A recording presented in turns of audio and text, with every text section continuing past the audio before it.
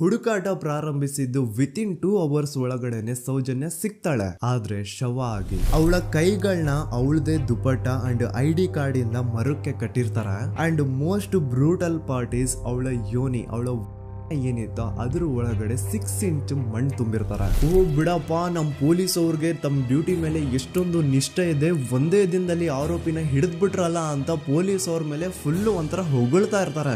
ಆದ್ರೆ ಪಾಪ ಜನರಿಗೆ ಎಲ್ಲಿ ಗೊತ್ತಿತ್ತು ಈ ಕೇಸ್ ನ ರಿಯಲ್ ಆರೋಪಿ ಬೇರೆ ಯಾರೋ ಇದಾರೆ, ಪೊಲೀಸ್ ಅವರೇ ಈ ಕೇಸ್ ನ ಮಿಸ್ಲೀಡ್ ಮಾಡೋದಕ್ಕೆ ಸುಮ್ನೆ ಸಂತೋಷ್ನ ಅರೆಸ್ಟ್ ಮಾಡಿದ್ದಾರೆ ಅಂತ. ಪೊಲೀಸ್ ಅವರು ಈ ಕೇಸ್ ಅಲ್ಲಿ ಕರಪ್ಟ್ ಆಗಿದ್ದಾರೆ, ಪೊಲೀಸ್ ಅವರೇ ಸತ್ಯ ಮುಚ್ಚಿಡ್ಲಿಕ್ಕೆ ಟ್ರೈ ಮಾಡ್ತಿದ್ದಾರೆ. ಹಾಗಾಗಿ ಈ ಕೇಸ್ ನ ಇನ್ಮುಂದೆ ಪೊಲೀಸ್ ಅವರಲ್ಲದೆ CBI ಅವರು ಇನ್ವೆಸ್ಟಿಗೇಷನ್ ಮಾಡಬೇಕು, ಈ ಕೇಸ್ ನ CBI ಒಪ್ಸಿ ಅಂತ ಅಗೇನ್ ಪ್ರೊಟೆಸ್ಟ್ ಗಳು ಸ್ಟಾರ್ಟ್ ಆಗ್ತವೆ. ಸೌಜನ್ಯ ಕೇಸ್ ಒಂದೇ ಅಲ್ಲ, ನಾರಾಯಣ ಹಾಗೂ ಯಮುನಾ ಕೇಸಲ್ಲೂ, ವೇದವಲ್ಲಿ ಕೇಸಲ್ಲೂ, ಆ ಬ್ಯಾಂಕ್ ಮ್ಯಾನೇಜರ್ ನ ಕೇಸಲ್ಲೂ ಹಾಗೂ ಪದ್ಮಲತಾ ಕೇಸಲ್ಲೂ ಸೀದಾ ಡೈರೆಕ್ಟ್ ಡೌಟ್ ಬರೋದೆ ಊರಿನ ಗೌಡ್ರ ಮೇಲೆ. ಸೌಜನ್ಯ ಕೇಸ್ ಬಿಟ್ಟು ಆ ಇನ್ನೊಂದು ಕೇಸ್ ಯಾವುದು, ಅದಕ್ಕೂ ಸಂತೋಷ್ಗೂ ಏನ್ ಸಂಬಂಧ, ಅದ್ರಲ್ಲಿ ಯಾಕೆ ಸಂತೋಷ್ನ ಪೊಲೀಸ್ ಅವರು ಫಿಟ್ ಮಾಡಿದ್ರು ಅಂತ ಪ್ರತಿಯೊಂದು ಹೇಳ್ತೀನಿ. ನಾನು ಈ ಚಾನೆಲ್ನ ಸ್ಟಾರ್ಟ್ ಮಾಡಿದಾಗಿಂದ one of the most requested video ಬಂದು ಸೌಜನ್ಯ ಕೇಸ್ ಬಗ್ಗೆ. ಸರಿ, ನಮ್ ದೂತ ಸಭೆಯ ಪ್ರಜೆಗಳು ಇಷ್ಟೊಂದು ಕೇಳ್ತಿದಾರಲ್ಲ, ಈ ಒಂದು ಕೇಸ್ ಬಗ್ಗೆ ವಿಡಿಯೋ ಮಾಡುವ ಅಂತ ಸೌಜನ್ಯ ಕೇಸ್ ಬಗ್ಗೆ ನಾನು ರಿಸರ್ಚ್ ಸ್ಟಾರ್ಟ್ ಮಾಡಿದೆ. ಅಂಡ್ ಟ್ರಸ್ಟ್ ಮೀ, ಎಷ್ಟೊಂದು ಕಾಂಪ್ಲೆಕ್ಸ್ ಈ ಒಂದು ಕೇಸ್ ಇದೆ ಅಂತಂದ್ರೆ ನನ್ ತಲೆನೇ ಕೆಟ್ಬಿಡ್ತು. ಬಟ್ ಡೋಂಟ್ ವರಿ, ನಿಮ್ಗಂತೂ ಪ್ರತಿ ಒಂದನ್ನ ತುಂಬಾ ಸಿಂಪಲ್ ಆಗಿ ಅರ್ಥ ಮಾಡಿಸ್ತೀನಿ. ಅನ್ಕೊಳ್ಳಿ, ಒಂದು ಊರು, ಆ ಊರಲ್ಲಿ ಒಂದು ಗೌಡ್ರ ಕುಟುಂಬ ಇದೆ. ಅಂಡ್ ಆ ಗೌಡ್ರ ಕುಟುಂಬ ತುಂಬಾನೇ ಪವರ್ಫುಲ್, ಲೈಕ್ ನಾವು ಮೂವೀಸ್ ಅಲ್ಲಿ ನೋಡ್ತೀವಲ್ಲ ಹಂಗೆ. ಸೊ ಗೌಡ್ರು ಊರು ಬಂದು ಧರ್ಮಸ್ಥಳ ಅಂತ, ಆ ಒಂದು ಊರಲ್ಲಿ ಇವ್ರಿಗೆ ಸಖತ್ ಕಂಟ್ರೋಲ್ ಇರುತ್ತೆ. ಈವನ್ ಅದೇ ಒಂದು ರೀಜನ್ ಅಲ್ಲಿ ಇರುವಂತಹ ಒಂದು ತುಂಬಾನೇ ಪಾಪ್ಯುಲರ್ ದೇವಸ್ಥಾನನು ಸಹ ಇವರೇ ಕಂಟ್ರೋಲ್ ಮಾಡ್ತಿರ್ತಾರೆ. ಆ ಒಂದು ದೇವಸ್ಥಾನ ಇಂದ ಈ ಗೌಡ್ರ ಕುಟುಂಬಕ್ಕೆ ಎಷ್ಟೊಂದು ದುಡ್ಡು ಬರ್ತಾ ಇರುತ್ತೆ ಅಂತಂದ್ರೆ, ಅದೇ ದುಡ್ಡಲ್ಲಿ ಇವರು ಬೇಜನ್ ಪ್ರೈವೇಟ್ ಪ್ರೈಮರಿ ಅಂಡ್ ಹೈಸ್ಕೂಲ್ಸ್ ನ ಸ್ಥಾಪನೆ ಮಾಡಿರ್ತಾರೆ, ಬೇಜನ್ ಪ್ರೈವೇಟ್ ಮೆಡಿಕಲ್ ಕಾಲೇಜಸ್ ಇರ್ತವೆ, ಅಂಡ್ ಬೇಜನ್ ಪ್ರೈವೇಟ್ ದೊಡ್ಡ ಹಾಸ್ಪಿಟಲ್ಸ್ ಇರ್ತವೆ. ಒಟ್ಟಲ್ಲಿ ಹೇಳ್ಬೇಕು ಅಂತಂದ್ರೆ ದುಡ್ಡಿನ ಸುರಿಮಳೆ ಇವ್ರಿಗೆ. ನೋಡಿ, ನಮ್ಮ ಭಾರತ ದೇಶದಲ್ಲಿ ಒಂದು ಕಾನೂನು ಇದೆ, ದ ರಿಲಿಜಿಯಸ್ ಎಂಡೋಮೆಂಟ್ ಆಕ್ಟ್ 1863 ಅಂತ. ಬೇಸಿಕಲಿ ಈ ಒಂದು ಕಾನೂನು ಏನ್ ಹೇಳುತ್ತೆ ಅಂತಂದ್ರೆ, ಭಾರತದಲ್ಲಿ ಯಾವ್ದೆಲ್ಲ ಹಿಂದೂ ಟೆಂಪಲ್ಸ್ ಇದಾವೋ ಅವೆಲ್ಲ ಗವರ್ಮೆಂಟ್ ಪ್ರಾಪರ್ಟಿ. ಆ ಹಿಂದೂ ಟೆಂಪಲ್ಸ್ ನ ಮ್ಯಾನೇಜ್ಮೆಂಟ್ ಎಲ್ಲ ಗವರ್ಮೆಂಟ್ ಕೈಗೆ ಹೋಗಿ ಗವರ್ಮೆಂಟ್ ಡಿಸೈಡ್ ಮಾಡುತ್ತೆ ಆ ಮ್ಯಾನೇಜ್ಮೆಂಟ್ ಅಲ್ಲಿ ಯಾರ್ ಕೆಲ್ಸಕ್ಕೆ ಇರಬೇಕು, ಯಾರ್ ಕೆಲ್ಸಕ್ಕೆ ಇರಬಾರ್ದು, ಅಂಡ್ ಆ ಟೆಂಪಲ್ ಇಂದ ಬರ್ತಿರುವಂತಹ ಡೊನೇಷನ್ ಅಮೌಂಟ್ ನ ಏನ್ ಮಾಡ್ಬೇಕು ಅಂತ. ಸೊ ಈ ಒಂದು ಕಾನೂನಿನ ಪ್ರಕಾರ ಗವರ್ಮೆಂಟ್ ಇಂಡಿಯಾದಲ್ಲಿ ಇರುವಂತಹ ಆಲ್ಮೋಸ್ಟ್ ಎಲ್ಲಾ ಹಿಂದೂ ಟೆಂಪಲ್ಸ್ ನ ತನ್ನ ಕಂಟ್ರೋಲ್ ಅಲ್ಲಿ ತಗೋತಾ ಇರ್ಬೇಕಾದ್ರೆ ಗವರ್ಮೆಂಟ್ ಅಫಿಷಿಯಲ್ಸ್ ಧರ್ಮಸ್ಥಳ ಶ್ರೀ ಮಂಜುನಾಥ ದೇವಸ್ಥಾನಕ್ಕೂ ರೀಚ್ ಔಟ್ ಮಾಡ್ತಾರೆ. ಅಂಡ್ ಆಗ ಇಷ್ಟು ದಿನ ಟೆಂಪಲ್ ನ ಕಂಟ್ರೋಲ್ ಮಾಡ್ತಿದ್ದಂತಹ ಆ ಗೌಡ್ರ ಕುಟುಂಬ ಏನ್ ಹೇಳುತ್ತೆ ಗೊತ್ತಾ, ಇಲ್ಲ ಇದು ಹಿಂದೂ ಟೆಂಪಲ್ ಅಲ್ಲ, ಇದು ಜೈನ್ ಫ್ಯಾಮಿಲಿಗೆ ಬಿಲಾಂಗ್ ಮಾಡುವಂತಹ ಒಂದು ಪ್ರೈವೇಟ್ ಟೆಂಪಲ್ ಅಂತ ಹೇಳ್ತಾರೆ. ನಾನು ಇಷ್ಟು ದಿನ ಧರ್ಮಸ್ಥಳ ಶ್ರೀ ಮಂಜುನಾಥ ದೇವಸ್ಥಾನ ಒಂದು ಹಿಂದೂ ಟೆಂಪಲ್ ಅಂತ ಅನ್ಕೊಂಡಿದ್ದೆ, ಆದ್ರೆ ಈಗಷ್ಟೇ ನನಗೂ ಗೊತ್ತಾಗಿದ್ದು ಇದು ಹಿಂದೂ ಟೆಂಪಲ್ ಅಲ್ಲ, ಇದು ಒಂದು ಜೈನ್ ಫ್ಯಾಮಿಲಿಗೆ ಬಿಲಾಂಗ್ ಮಾಡುವಂತಹ ಪ್ರೈವೇಟ್ ಜೈನ್ ಟೆಂಪಲ್ ಅಂತ. ಸೊ ಹೀಗಾಗಿ ಗವರ್ಮೆಂಟ್ ಅಫಿಷಿಯಲ್ಸ್ ಏನೂ ಮಾಡಕ್ಕಾಗದೆ ಇವತ್ತಿನವರೆಗೂ ಈ ಒಂದು ಧರ್ಮಸ್ಥಳ ಶ್ರೀ ಮಂಜುನಾಥ ದೇವಸ್ಥಾನನ ಒಂದು ಪ್ರೈವೇಟ್ ಟ್ರಸ್ಟ್ ನಡೆಸ್ಕೊಂಡು ಹೋಗ್ತಿದೆ. ಅಂಡ್ ಆ ಪ್ರೈವೇಟ್ ಟ್ರಸ್ಟ್ ನ ಓನರ್ ಯಾರು, ಅದೇ ಗೌಡ್ರ ಕುಟುಂಬ. ನೋಡಿ, ನಾನು ಈ ವಿಡಿಯೋದಲ್ಲಿ ಯಾರ್ದು ರಿಯಲ್ ನೇಮ್ಸ್ ನ ಬಳಸ್ತಿಲ್ಲ. ಪ್ರೀವಿಯಸ್ಲಿ ಬೇರೆ ಯೂಟ್ಯೂಬರ್ಸ್ ತಮ್ಮ ವಿಡಿಯೋಸ್ ಅಲ್ಲಿ ರಿಯಲ್ ನೇಮ್ಸ್ ನ ಬಳಸಿದ್ದಾರೆ ಅನ್ನೋ ಒಂದೇ ಒಂದು ಕಾರಣಕ್ಕೆ ಅವ್ರ ವಿಡಿಯೋಸ್ ನ ಡಿಲೀಟ್ ಮಾಡಿಸಿದ್ದಾರೆ. ಸೊ ಅವ್ರ ಜೊತೆ ಆಗಿದ್ದು ನನ್ ಜೊತೆ ಆಗೋದ್ ಬೇಡ, ಸತ್ಯ ಮುಚ್ಚೋಗೋದು ನನ್ಗೆ ಇಷ್ಟ ಇಲ್ಲ. ಹಾಗಾಗಿ ನಾನಿಲ್ಲಿ ರಿಯಲ್ ನೇಮ್ಸ್ ನ ಬಳಸ್ತಿಲ್ಲ. ಆದ್ರೆ ನಾನು ಯಾರನ್ನ ಪಾಯಿಂಟ್ ಔಟ್ ಮಾಡಿ ಹೇಳ್ತಿದ್ದೀನಿ ಅನ್ನೋದು ಮಾತ್ರ ನಿಮಗೆ ತುಂಬಾ ಕ್ಲಿಯರ್ಲಿ ಅರ್ಥ ಆಗುತ್ತೆ. Don't worry.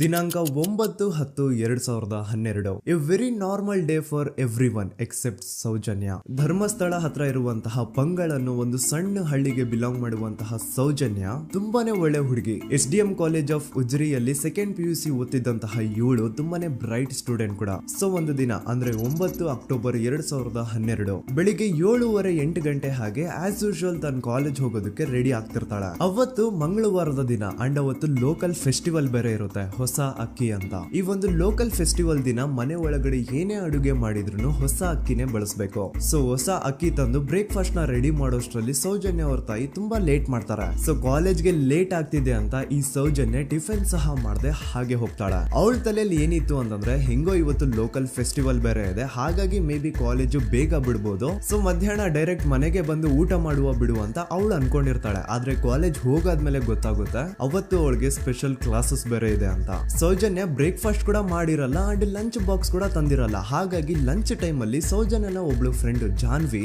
ತಾನ್ ತಂದಿರುವಂತಹ ಲಂಚ್ ಬಾಕ್ಸ್ ಅಲ್ಲಿ ಒಂದಿಷ್ಟು ಲಂಚ್ ನ ಆಫರ್ ಮಾಡ್ತಾಳ. ಆದ್ರೆ ಸೌಜನ್ಯ ಪರವಾಗಿಲ್ಲ ನೀನ್ ತಿನ್ನು, ನಾನ್ ಮನೆಗೆ ಹೋಗ್ಬಿಟ್ಟು ಊಟ ಮಾಡ್ಕೊಂತೀನಿ ಅಂತ ಹೇಳ್ತಾಳ. ಸುಮಾರು ಮಧ್ಯಾಹ್ನದ 3:45ಕ್ಕೆ ಕಾಲೇಜ್ ಬಿಡುತ್ತೆ. ಸೌಜನ್ಯ ಕಾಲೇಜ್ ಇಂದ ಬಸ್ ಅಲ್ಲಿ ಬಂದು ನೇತ್ರಾವತಿ ಬಸ್ ಸ್ಟಾಪ್ ಹತ್ರ ಇಳ್ಕೋತಾಳ. ಅವಳ ಜೊತೆ ಅವಳ ಕ್ಲಾಸ್ ಮೇಟ್ಸ್ ಅಂಡ್ ಫ್ರೆಂಡ್ಸ್ ಎಲ್ಲ ಇರ್ತಾರೆ. ಸೊ ಅವ್ರಿಗೆಲ್ಲ ಬಾಯ್ ಹೇಳ್ಬಿಟ್ಟು ಸೌಜನ್ಯ ತನ್ನ ಮನೆ ಕಡೆಗೆ ಹೊರಡ್ತಾಳ. ನೇತ್ರಾವತಿ ಬಸ್ ಸ್ಟಾಪ್ ಇಂದ ಸೌಜನ್ಯ ಮನೆಗೆ 20 ಮಿನಿಟ್ಸ್ ನ ವಾಕ್ ಇರುತ್ತೆ. ಮ್ಯಾಕ್ಸ್ ಟು ಮ್ಯಾಕ್ಸ್ 30 ಮಿನಿಟ್ ಹಿಡಿಬಹುದು. ಸೊ ಸೌಜನ್ಯ ನಡ್ಕೊಂಡು ಮನೆ ಕಡೆಗೆ ಹೋಗ್ತಾ ಇರ್ತಾಳೆ. ಒಂದ್ ಸ್ವಲ್ಪ ದೂರದಲ್ಲಿ ಪ್ರಕೃತಿ ಹಾಸ್ಪಿಟಲ್ ಅಂತ ಒಂದಿರುತ್ತೆ. ಅಲ್ಲಿನ ಸೆಕ್ಯೂರಿಟಿ ಗಾರ್ಡ್ ಸೌಜನ್ಯ ನಡ್ಕೊಂಡು ಹೋಗ್ತಾ ಇರೋದನ್ನ ನೋಡ್ತಾನೆ ಕೂಡ. ನಂತರ ಸೌಜನ್ಯ ಒಂದು 10 ನಿಮಿಷ ಹಂಗೆ ಮುಂದೆ ನಡ್ಕೊಂಡು ಹೋಗಾದ್ಮೇಲೆ ಸೌಜನ್ಯಗೆ ತನ್ನ ಮಾವ ಸಿಗ್ತಾರ. ಅವರು ಸೌಜನ್ಯನ ನೋಡಿ ಮಾತಾಡಿಸ್ತಾರೆ. ಯಾಕಮ್ಮ ಕಾಲೇಜಿಂದ ಇಷ್ಟು ಲೇಟ್ ಬರ್ತಿದ್ಯಾ ಅಂತ ಕೇಳ್ತಾರೆ. ಆಗ ಸೌಜನ್ಯ ಇಲ್ಲ ಮಾವ, ಕಾಲೇಜಲ್ಲಿ ಸ್ಪೆಷಲ್ ಕ್ಲಾಸ್ ಇತ್ತು ಹಾಗಾಗಿ ಲೇಟ್ ಆಗ್ಬಿಡ್ತು ಅಂತ ಹೇಳಿ ಒಂದೆರಡು ಮಾತಾಡಿಸಿ ನಂತರ ತನ್ನ ಮನೆ ಕಡೆ ತಾನು ಹೊರಡ್ತಾಳ. ಈಗ ಆ ಒಂದು ಪಾಯಿಂಟ್ ಇಂದ ಸೌಜನ್ಯಗೆ ತನ್ನ ಮನೆ ಹೋಗ್ಲಿಕ್ಕೆ 10 ನಿಮಿಷ ಬೇಕು. ಮ್ಯಾಕ್ಸ್ ಟು ಮ್ಯಾಕ್ಸ್ 20 ಮಿನಿಟ್ ಅನ್ಕೊಳ್ಳಿ. 3:45ಕ್ಕೆ ಕಾಲೇಜ್ ಬಿಟ್ರೆ ಅರೌಂಡ್ 4:30ಗೆ ಮನೇಲಿ ಇರ್ಬೇಕಾಗಿದ್ದು ಹುಡುಗಿ 6:30-7 ಗಂಟೆ ಆಗಿದ್ರು ಮನೆಗೆ ಸೇರಿರಲ್ಲ. ಸೊ ಮನೇಲಿ ಸೌಜನ್ಯ ಅವ್ರ ತಾಯಿಗೆ ಟೆನ್ಷನ್ ಸ್ಟಾರ್ಟ್ ಆಗುತ್ತೆ. ಏನಪ್ಪ ಈ ಹುಡುಗಿ ಎಷ್ಟೊತ್ತಾದ್ರೂ ಇನ್ನು ಮನೆಗ್ ಬಂದಿಲ್ವಲ್ಲ ಅಂತ. ಸೊ ಅವ್ರೇನ್ ಮಾಡ್ತಾರೆ, ಸೌಜನ್ಯ ಅವ್ರ ತಂದೆ ಕಾಲ್ ಮಾಡ್ಬಿಟ್ಟು ಹಿಂಗೆ 3:30-4 ಗಂಟೆಗೆ ಕಾಲೇಜಿಂದ ಮನೆಗ್ ಬರ್ತಿದ್ದಿದ್ ನಮ್ ಹುಡುಗಿ ಇವತ್ತು 7 ಗಂಟೆ ಆದ್ರೂ ಇನ್ನು ಮನೆಗ್ ಬಂದಿಲ್ಲ, ನೀವು ಸ್ವಲ್ಪ ಬೇಗ ಮನೆಗ್ ಬಂದು ವಿಚಾರಿಸಿ ಅಂತ ಗಾಬ್ರಿಲಿ ಹೇಳ್ತಾರೆ. ಸರಿ ಅಂತ ಸೌಜನ್ಯ ಅವ್ರ ತಂದೆ ಮನೆಗ್ ಬಂದ್ಬಿಟ್ಟು ಸೌಜನ್ಯನ ಫ್ರೆಂಡ್ಸ್ ಕ್ಲಾಸ್ ಮೇಟ್ಸ್ ಯಾರ್ದೆಲ್ಲ ಅವ್ರ ಹತ್ರ ನಂಬರ್ ಇರುತ್ತೋ ಅವ್ರಿಗೆಲ್ಲ ಕಾಲ್ ಮಾಡ್ಬಿಟ್ಟು ಸೌಜನ್ಯ ಬಗ್ಗೆ ಕೇಳ್ತಾರ. ನಮ್ ಹುಡುಗಿ ಏನಾದ್ರೂ ನಿಮ್ ಮನೆಗ್ ಬಂದಿದ್ದಾಳ ಅಮ್ಮ ಅಂತ. ಆದ್ರೆ ಸೌಜನ್ಯನ ಫ್ರೆಂಡ್ಸ್ ಅಂಡ್ ಕ್ಲಾಸ್ ಮೇಟ್ಸ್ ಎಲ್ಲ ಇಲ್ಲ ಅಂಕಲ್ ನಮ್ಮ ಮನೆಗಂತೂ ಸೌಜನ್ಯ ಏನು ಬಂದಿಲ್ಲ, ಅವಳು ಬಸ್ ಸ್ಟಾಪ್ ಇಂದ ಸೀದಾ ನಿಮ್ ಮನೆ ಕಡೆಗೇನೆ ಹೊರಟ್ಲಲ್ವಾ, ಯಾಕೆ ಇನ್ನೂ ಬಂದಿಲ್ವಾ ಅಂತ ಕೇಳ್ತಾರ. ಆಗ ಸೌಜನ್ಯ ಅವ್ರ ತಂದೆ ಇಲ್ಲಮ್ಮ ಬಂದಿಲ್ಲ ಹಾಗಾಗಿನೇ ಕಾಲ್ ಮಾಡಿರೋದು ಅಂತ ಹೇಳಿ ಕಾಲ್ ಕಟ್ ಮಾಡ್ತಾರ. ದೆನ್ ಸೌಜನ್ಯ ಅವ್ರ ತಂದೆ ಸೌಜನ್ಯ ಅವ್ರ ಮಾವ ಕಾಲ್ ಮಾಡ್ತಾರ. ಅಳಿಯ ಎಲ್ಲಿದ್ಯಾ, ನನ್ ಮಗಳು ಇನ್ನು ಮನೆಗ್ ಬಂದಿಲ್ಲ, ನೀನೇನಾದ್ರೂ ಅವಳನ್ನ ನೋಡ್ದ ಅಂತ ಕೇಳ್ತಾರ. ಆ ಕಡೆಯಿಂದ ಅವರು ಸೌಜನ್ಯನ ಮಾವ ಹೇಳ್ತಾರೆ, ನಾನ್ ನೋಡ್ದೆ 4:15 ಹಾಗೆ ಆ ಹುಡುಗಿ ಕಾಲೇಜಿಂದ ಬರ್ಬೇಕಾದ್ರೆ ನನಗ್ ಕಾಣಿಸಿದ್ಲು, ನಾನ್ ಸ್ವಲ್ಪ ಮಾತಾಡ್ದೆ ಅವಳ ಹತ್ರ, ಅದಾದ್ಮೇಲೆ ಅವಳು ಮನೆ ಕಡೆ ಹೋದ್ಲಲ್ಲ, ಯಾಕೆ ಇನ್ನೂ ಬಂದಿಲ್ವಾ ಅಂತ ಅವರೇ ಉಲ್ಟಾ ಕ್ವಶನ್ ಕೇಳ್ತಾರ. ಈ ಕಡೆ ಸೌಜನ್ಯ ಅವ್ರ ತಂದೆ ಇಲ್ಲ 7 ಗಂಟೆ ಆದ್ರೂ ಮಗು ಇನ್ನು ಮನೆಗ್ ಬಂದಿಲ್ಲ, ನಮ್ಗೆ ಯಾಕೋ ತುಂಬಾ ಗಾಬರಿ ಆಗ್ತಿದೆ, ನೀನೊಂದ್ ಕೆಲ್ಸ ಮಾಡು ನಮ್ಮವ್ರನ್ನೆಲ್ಲ ಸೇರ್ಸು ಎಲ್ರೂ ಸೇರಿ ಹುಡುಕುವ ಅವಳನ್ನ ಅಂತ ಸುಮಾರು ರಾತ್ರಿ 7 ಗಂಟೆಯಿಂದ ಹಿಡಿದು 11 ಗಂಟೆವರೆಗೂ ಸೌಜನ್ಯನ ಮನೆಯವರು ಅಂಡ್ ಊರಿನ ಜನ 200-300 ಜನ ಸೇರ್ಕೊಂಡು ಸೌಜನ್ಯನ ಹುಡುಕ್ತಾರೆ. ಆದ್ರೆ ಸೌಜನ್ಯನ ಒಂದು ಸುಳಿವು ಸಿಗಲ್ಲ. ಸೊ ಕೊನೆಗೆ ಸಹಾಯ ಕೇಳ್ತಾ ರಾತ್ರಿ 11 ಗಂಟೆ ಹಾಗೆ ಸೌಜನ್ಯನ ತಂದೆ ತಾಯಿ ಅಂಡ್ ಊರಿನ ಜನ ಎಲ್ಲ ಬೆಳ್ತಂಗಡಿ ಪೊಲೀಸ್ ಸ್ಟೇಷನ್ ಹತ್ರ ಹೋಗ್ತಾರ. ಅಲ್ಲಿ ಪೊಲೀಸ್ ಅವ್ರ ಹತ್ರ ಕಾಲೇಜ್ ಹೋಗಿದ್ ನಮ್ ಹುಡುಗಿ ಇಷ್ಟೊತ್ತಾದ್ರೂ ಇನ್ನು ಮನೆಗ್ ಬಂದಿಲ್ಲ, ಎಷ್ಟು ಹುಡುಕಿದ್ರು ಸಿಗ್ತಾ ಇಲ್ಲ, ಸೊ ಪ್ಲೀಸ್ ಒಂದು ಮಿಸ್ಸಿಂಗ್ ರಿಪೋರ್ಟ್ ನ ಫೈಲ್ ಮಾಡಿ ನಮ್ ಹುಡುಗಿನ ಹುಡುಕೊಡಿ ಅಂತ ಕೇಳ್ಕೊತಾರ. ಆದ್ರೆ ಪೊಲೀಸ್ ಅವರು ಒಪ್ಪಲ್ಲ. ಇಲ್ಲ ಯಾವುದೇ ಪರ್ಸನ್ ಮಿಸ್ಸಿಂಗ್ ಆದ್ರೆ ಆಫ್ಟರ್ 24 ಅವರ್ಸ್ ಆದ್ಮೇಲೆನೆ ರಿಪೋರ್ಟ್ ಫೈಲ್ ಮಾಡಕ್ಕಾಗೋದು. ಸೊ ನೀವ್ ಒಂದ್ ಕೆಲ್ಸ ಮಾಡಿ, ಈಗ ಮನೆಗ್ ಹೋಗಿ ನಾಳೆ ಬೆಳಿಗ್ಗೆವರೆಗೂ ನೋಡಿ, ನಾಳೆ ಬೆಳಿಗ್ಗೆವರೆಗೂ ನಿಮ್ ಮಗಳು ನಿಮ್ ಮನೆಗ್ ಬಂದಿಲ್ಲ ಅಂತಂದ್ರೆ ಆಗ ಬಂದ್ಬಿಟ್ಟು ಮಿಸ್ಸಿಂಗ್ ರಿಪೋರ್ಟ್ ನ ಫೈಲ್ ಮಾಡಿಸಿ ಅಂತ ಹೇಳಿ ಕಳಿಸ್ತಾರ. ಆಗ ಆಲ್ಮೋಸ್ಟ್ ಮಿಡ್ ನೈಟ್ ಆಗಿರೋದ್ರಿಂದ ಅಂಡ್ ಮಳೆ ಬೇರೆ ತುಂಬಾ ಜೋರಾಗಿ ಬರ್ತಾ ಇರುತ್ತೆ. ಸೊ ಈ ಸಿಚುವೇಶನ್ ಅಲ್ಲಿ ಸೌಜನ್ಯನ ಹುಡುಕ್ಲಿಕ್ಕೆ ಆಗಲ್ಲ. ನಾಳೆ ಬೆಳಿಗ್ಗೆ ಸೇರ್ಕೊಂಡು ಅಗೇನ್ ಎಲ್ರು ಸೌಜನ್ಯನ ಹುಡುಕುವ ಅಂತ ಸೌಜನ್ಯನ ಮನೆಯವರು ಅಂಡ್ ಊರಿನ ಜನ ಎಲ್ರು ತಮ್ಮ ಮನೆಗೆ ಹೋಗ್ಬಿಡ್ತಾರ. ನೆಕ್ಸ್ಟ್ ದಿನ ಅಂದ್ರೆ 10 ಅಕ್ಟೋಬರ್ 2012 ಬುಧವಾರದ ದಿನ ಬೆಳಿಗ್ಗೆ 10 ಗಂಟೆ ಹಾಗೆ ಸೌಜನ್ಯನ ಮನೆಯವರು ಅಂಡ್ ಊರಿನ 200-300 ಜನ ಸೇರ್ಕೊಂಡು ಅಗೇನ್ ಸೌಜನ್ಯಗೋಸ್ಕರ ಹುಡುಕಾಟ ಸ್ಟಾರ್ಟ್ ಮಾಡ್ತಾರ. ಹುಡುಕಾಟ ಪ್ರಾರಂಭಿಸಿದ್ದು ವಿತಿನ್ 2 ಅವರ್ಸ್ ಒಳಗಡೆನೆ ಸೌಜನ್ಯ ಸಿಗ್ತಾಳೆ. ಆದ್ರೆ ಶವ ಆಗಿ ಆ 200-300 ಊರಿನ ಜನ ಎಲ್ಲ ಸೇರ್ಕೊಂಡು ಏನ್ ಸೌಜನ್ಯನ ಹುಡುಕ್ತಾ ಇದ್ರು ಅದರಲ್ಲಿ ಯಾರೋ ಒಬ್ರಿಗೆ ಸೌಜನ್ಯನ ಮನೆಯಿಂದ ಕೇವಲ 10 ನಿಮಿಷ ದೂರದಲ್ಲಿರುವಂತಹ ಒಂದು ಹಳ್ಳನ ದಡದಲ್ಲಿ ಸೌಜನ್ಯನ ಮೃತದೇಹ ಸಿಗುತ್ತಾ. ಈಗ ಸತ್ತಿರುವಂತಹ ಸೌಜನ್ಯನ ಡೆಡ್ ಬಾಡಿ ಯಾವ ಒಂದು ಕಂಡೀಷನ್ ಅಲ್ಲಿ ಇತ್ತು ಅಂತ ಹೇಳ್ತೀನಿ, ಸ್ವಲ್ಪ ಗಮನ ಇಟ್ಟು ಕೇಳಿಸ್ಕೊಳ್ಳಿ. ಅವಳ ಕೈಗಳನ್ನ ಅವಳದೇ ದುಪಟ್ಟ ಅಂಡ್ ID ಕಾರ್ಡ್ ಇಂದ ಮರಕ್ಕೆ ಕಟ್ಟಿರ್ತಾರ.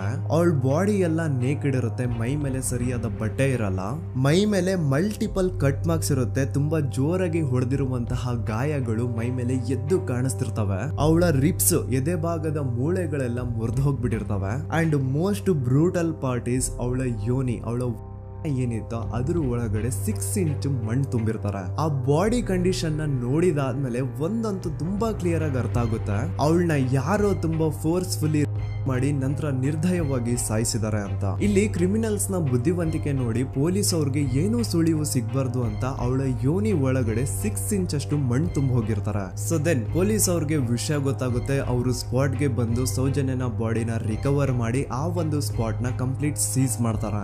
ಒಬ್ಳು ಸಾಮಾನ್ಯ ಮಿಡಲ್ ಕ್ಲಾಸ್ ಹುಡುಗಿ, ಒಬ್ಳು ವೆರಿ ಬ್ರೈಟ್ ಸ್ಟೂಡೆಂಟ್ ನ ಈ ಮಟ್ಟಿಗೆ ಇಷ್ಟು ನಿರ್ದಯವಾಗಿ ಸಾಯಿಸಿರೋದು ಯಾರು? ಇನ್ ಕೇಸ್ ಏನಾದ್ರೂ ಈ ಕ್ರೈಮ್ ಮಾಡಿದವನು ಸಿಕ್ಕಿ ಬಿದ್ರೆ ಅವನ್ನ ಸುಮ್ನೆ ಬಿಡಬಾರ್ದು ಅಂತ ಜನ ಆಕ್ರೋಶ ವ್ಯಕ್ತಪಡಿಸ್ತಾರೆ. ಅಂಡ್ ಗೆಸ್ ವಾಟ್, ನಮ್ ಪೊಲೀಸ್ ಅವರು ಇಷ್ಟೊಂದು ಫಾಸ್ಟ್ ಆಗಿ ಇನ್ವೆಸ್ಟಿಗೇಷನ್ ಕಂಪ್ಲೀಟ್ ಮಾಡ್ತಾರೆ ಅಂತ ನಾನಂತೂ ಎಕ್ಸ್ಪೆಕ್ಟ್ ಮಾಡಿರ್ಲಿಲ್ಲ. ಅಂಡ್ ಈವನ್ ಈ ಒಂದು ವಿಷಯದಿಂದ ಊರಿನ ಜನನು ಶಾಕ್ ಆಗ್ತಾರೆ. ಸೌಜನ್ಯ ಬಾಡಿ ಸಿಕ್ಕಿದ್ದ ನೆಕ್ಸ್ಟ್ ದಿನ ಅಂದ್ರೆ 11 ಅಕ್ಟೋಬರ್ 2012 ಸಂಜೆ 5 ಗಂಟೆ ಹಾಗೆ ಯಾರು ಸೌಜನ್ಯನ ಪಂಡು ಮರ್ಡರ್ ಮಾಡಿದ್ನೋ ಆ ಕ್ರಿಮಿನಲ್ ಕೂಡ ಸಿಕ್ಕಿ ಬೀಳ್ತಾನೆ. ಈಗ ನೀವು ಥಿಂಕ್ ಮಾಡ್ಬೋದು, ಸೌಜನ್ಯನ ಯಾರು ಮರ್ಡರ್ ಮಾಡಿದ್ರು ಅಂಡ್ ಯಾರ ಕ್ರೈಮ್ ನ ಮಾಡಿದ್ರು ಅವನು ನೆಕ್ಸ್ಟ್ ದಿನಾನೇ ಸಿಕ್ಕಿ ಬಿದ್ದ. ಹಾಗಿದ್ರೆ ಈ ಕೇಸ್ ಯಾವಾಗ್ಲೂ ಕ್ಲೋಸ್ ಆಗ್ಬಿಡ್ಬೇಕಿತ್ತು. ಆದ್ರೂ ಸ್ಟಿಲ್ ಇವತ್ತಿನ ದಿನವರೆಗೂ ಯಾಕೆ ಈ ಕೇಸು ಪದೇ ಪದೇ ನ್ಯೂಸ್ ಅಲ್ಲಿ ಬರುತ್ತೆ ಅಂದ್ರೆ, ನಮ್ ದೂತ ಸಭೆಯ ಪ್ರಜೆಗಳೇ ರೆಡಿ ಆಗಿ, ಆರೋಪಿ ಸಿಕ್ಕಾದ್ಮೇಲೆ ಈ ಕೇಸು ಕ್ಲೋಸ್ ಆಗಿಲ್ಲ. ಆಕ್ಚುಲಿ ಈ ಕೇಸು ಓಪನ್ ಆಗಿದ್ದೆ ಈಗ.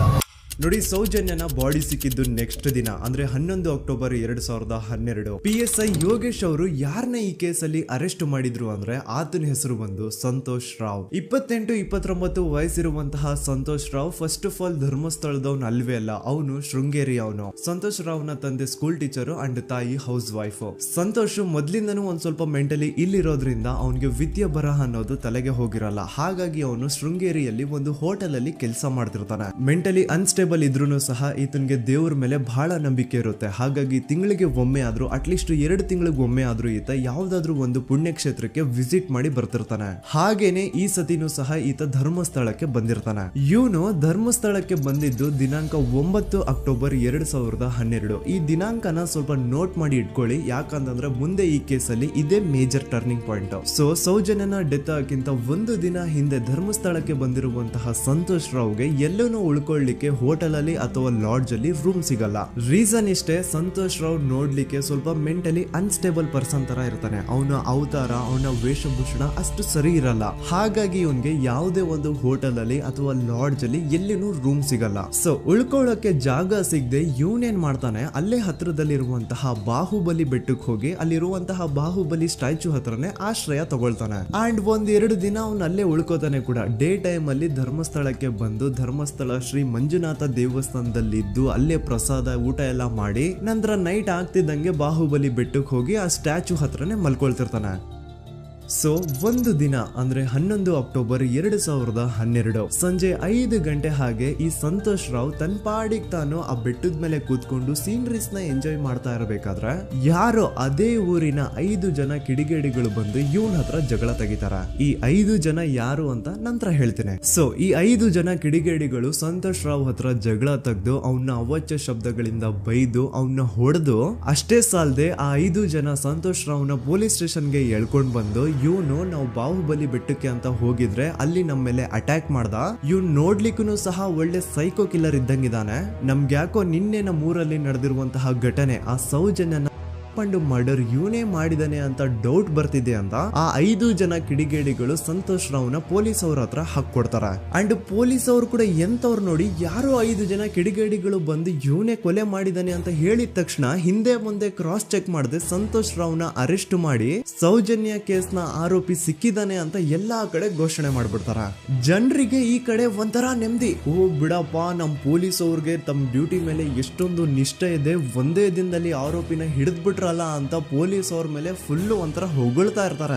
ಆದ್ರೆ ಪಾಪ ಜನರಿಗೆ ಎಲ್ಲಿ ಗೊತ್ತಿತ್ತು ಈ ಕೇಸ್ ನ ರಿಯಲ್ ಆರೋಪಿ ಬೇರೆ ಯಾರೋ ಇದಾರೆ, ಪೊಲೀಸ್ ಅವರೇ ಈ ಕೇಸ್ ನ ಮಿಸ್ಲೀಡ್ ಮಾಡೋದಕ್ಕೆ ಸುಮ್ನೆ ಸಂತೋಷ್ ನ ಅರೆಸ್ಟ್ ಮಾಡಿದ್ದಾರೆ ಅಂತ. ಸೊ ಸಂತೋಷ್ ರಾವ್ ಒಂದು ಹುಡುಗಿಯ ರೇಪ್ ಅಂಡ್ ಮರ್ಡರ್ ಕೇಸ್ ಅಲ್ಲಿ ಅರೆಸ್ಟ್ ಆಗಿದ್ದಾನೆ ಅನ್ನೋ ವಿಷಯ ಸಂತೋಷ್ ನ ತಾಯಿಗೆ ಗೊತ್ತಾದಾಗ ಅವ್ರ ಪಾಪ ನೋವಲ್ಲಿ ಕುರ್ಗಿ ಸಾಯ್ತಾರ. ಅಂಡ್ ಇನ್ನು ಅವ್ರ ತಂದೆ ಒಂದು ಕಡೆ ಪಾಪ ಹೆಂಡತಿನ ಕಳ್ಕೊಂಡಿರುವಂತಹ ನೋವು, ಇನ್ನೊಂದು ಕಡೆ ಮಗ ನೋಡಿದ್ರೆ ಯಾವ್ದೋ ಫಾಲ್ಸ್ ಕೇಸ್ ಅಲ್ಲಿ ಅರೆಸ್ಟ್ ಆಗಿದ್ದಾನೆ. ಈ ಕಡೆ ಕೇಸ್ ನ ಇನ್ವೆಸ್ಟಿಗೇಷನ್ ನಡೀತಾ ಇದೆ. ಅಂಡ್ ಇಲ್ಲಿ ನಾನು PSI ಯೋಗೇಶ್ ಅವ್ರ ಬಗ್ಗೆ ಅಂತೂ ಮೆನ್ಷನ್ ಮಾಡ್ಲೇಬೇಕು. ಈ ಪೊಲೀಸ್ ಆಫೀಸರು ಗೊತ್ತಿದ್ದು ಈ ತಪ್ಪನ ಮಾಡಿದ್ರು ಅಥವಾ ಗೊತ್ತಿಲ್ದೇನೆ ಈ ತಪ್ಪನ ಮಾಡಿದ್ರು ನನ್ಗಂತೂ ಗೊತ್ತಿಲ್ಲ.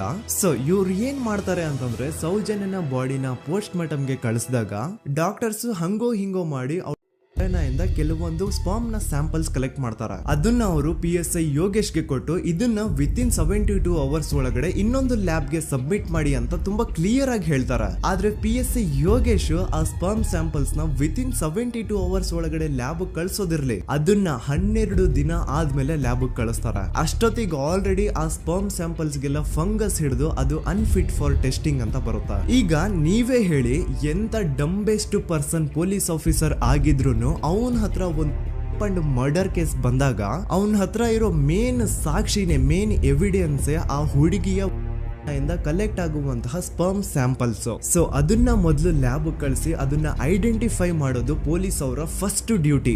ಆದ್ರೆ ಇಲ್ಲಿ PSI ಯೋಗೇಶ್ ಅವರು ಇದನ್ನೇ ಮರ್ತು ಹೋದ್ರು ಅಂತ ನೋಡಿ. ಯಾವುದೇ ಒಂದು ಕೇಸ್ ಅಲ್ಲಿ ಪೊಲೀಸ್ ಅವರು ಆದಷ್ಟು ಎವಿಡೆನ್ಸ್ ನ ಕಲೆಕ್ಟ್ ಮಾಡೋದಕ್ಕೆ ಟ್ರೈ ಮಾಡ್ತಾರೆ. ಆದ್ರೆ ಈ ಒಂದು ಕೇಸ್ ಅಲ್ಲಿ ಮಾತ್ರ ಪೊಲೀಸ್ ಅವರು ಎವಿಡೆನ್ಸ್ ನ ಕಲೆಕ್ಟ್ ಮಾಡೋ ಬದಲಾಗಿ ಎವಿಡೆನ್ಸ್ ನ ಡಿಸ್ಟ್ರಾಯ್ ಮಾಡೋದ್ರಲ್ಲಿ ಮುಂದೆ ಇದ್ರು. ಅಷ್ಟೇ ಅಲ್ಲದೆ ಈ ಪೊಲೀಸ್ ಆಫೀಸರ್ ಸೇರ್ಕೊಂಡು ಸಂತೋಷ್ ರಾವ್ಗೆ ಸೆಲ್ ಅಲ್ಲಿ ಎಂತ ಟಾರ್ಚರ್, ಎಂತ ಹಿಂಸೆ ಕೊಡ್ತಾರೆ ಅಂದ್ರೆ ನೆನ್ಸ್ಕೊಂಡ್ರೆ ಮೈ ಜುಮ್ ಅನ್ನುತ್ತ. ಹೊಡಿಯೋದು, ಕೆಟ್ಟದಾಗ ಬೈಯೋದು ಇದೆಲ್ಲ common. Most brutal parties Santosh ರಾವ್ನ ಪ್ಯಾಂಟ್ ಬಿಚ್ಚಿ ಅವನ ಪ್ರೈವೇಟ್ ಪಾರ್ಟ್ ಮೇಲೆ ಬಿಸಿ ಬಿಸಿ ಕುದೀತಾ ಇರುವಂತಹ ನೀರ್ ಚಲ್ತಾರ. ಈ ಕ್ರೈಮ್ ನೀನೇ ಮಾಡಿದ್ಯಾ ಅಂತ ಒಪ್ಕೋ, ಇಲ್ಲ ಅಂತಂದ್ರೆ ನಿನ್ನ ಸೆಲ್ ಒಳಗಡೆನೆ ಸಾಯಿಸ್ಬಿಡ್ತೀವಿ, ನಿನ್ನ ತಂದೆ ತಾಯಿ ಎಲ್ರು ಸಾಯಿಸ್ಬಿಡ್ತೀವಿ ಅಂತ ಬ್ಲಾಕ್ ಮೇಲ್ ಮಾಡ್ತಾರ. ನೋಡಿ, ಸಂತೋಷ್ ರಾವ್ ಜಾಗದಲ್ಲಿ ನನ್ನಂತ ನಿಮ್ಮಂತ ನಾರ್ಮಲ್ ಪರ್ಸನ್ ಯಾರಾದ್ರೂ ಇದ್ದಿದ್ರೆ ಪೊಲೀಸ್ ಅವರು ಕೊಡ್ತಿರುವಂತಹ ಹಿಂಸೆನ ತಡ್ಕೊಳಕ್ಕಾಗದೆ ಆ ಕ್ರೈಮ್ ಮಾಡಿಲ್ಲ ಅಂದ್ರೂ ಮಾಡಿದೀನಿ ಅಂತ ಒಪ್ಕೊಬಿಡ್ತಾ ಇದ್ವಿ. ಆದ್ರೆ ಸಂತೋಷ್ ರಾವ್ ಮೆಂಟಲಿ ಇಲ್ಲಿರೋದೇ ಅವನ್ಗೆ ಅಡ್ವಾಂಟೇಜ್ ಆಗೋಯ್ತು. ಪೊಲೀಸ್ಗಳು ಸಂತೋಷ್ ರಾವ್ಗೆ ಎಷ್ಟೇ ಹೊಡೆದ್ರು,